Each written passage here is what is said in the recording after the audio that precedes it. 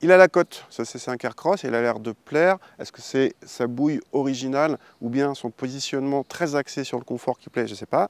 Mais en tout cas, Citroën en a déjà vendu plus de 50 000 en 6 mois de commercialisation. C'est pas mal du tout. Ce Citroën C5 Aircross partage, vous le savez, sa plateforme avec le Peugeot 3008, mais avec quelques différences techniques, et notamment les 4 butées hydrauliques.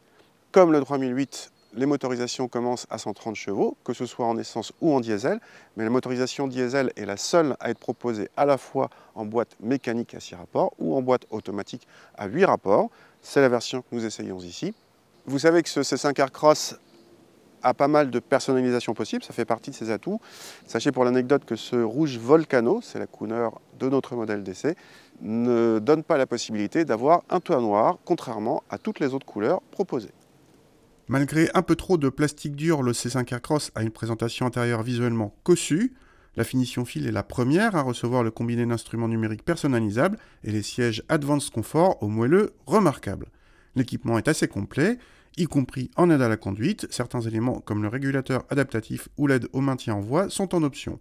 Autre option, le grip control dont la molette trône sur la console centrale. Cette version du C5 Aircross reçoit bien sûr en série les 3 sièges individuels écoulissants façon monospace, un des gros points forts de ce SUV, même si l'habitabilité aux places arrière n'est pas la meilleure de la catégorie. Le coffre est en revanche l'un des plus spacieux et bénéficie en plus d'un plancher modulable en hauteur. Seulement 130 chevaux dans ce SUV qui fait quand même 4,50 m. On peut se dire que c'est un peu juste. Alors, nous, on a mesuré de 0 à 100 à un petit peu moins de 12 secondes, le millimètre départ étant un peu moins de 34 secondes. Donc c'est pas un foudre de guerre, clairement, mais ça suffit. Les relances sont toujours là, même sur autoroute, ça relance à 130 km/h, doucement mais sûrement. En fait, ce qu'il faut, c'est ne pas appuyer à fond sur l'accélérateur, plutôt être au milieu de la course de l'accélérateur et jouer plutôt sur le couple, 300 Nm, que sur la puissance, et ça passe mieux. La boîte auto, elle est rapide et bien gérée. En fait, ça devient désagréable que si vous appuyez à fond sur l'accélérateur ou la boîte auto vous fait monter dans les tours, ou bien si vous appuyez sur la touche sport qui sert vraiment à rien avec un C5 Aircross diesel de 130 chevaux. On se demande pourquoi elle est là, cette touche. Ça sert vraiment à rien, si ce n'est à être désagréable parce que ça fait monter le moteur dans les tours et c'est le point faible de ce C5 Aircross, c'est l'insonorisation.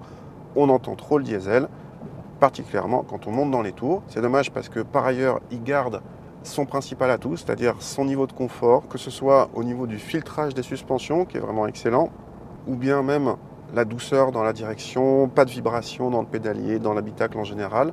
En contrepartie, la partie châssis n'est pas vraiment dynamique, il y a des mouvements de caisse, ça passe vite en virage s'il faut, mais les changements d'appui par contre ne sont pas très précis.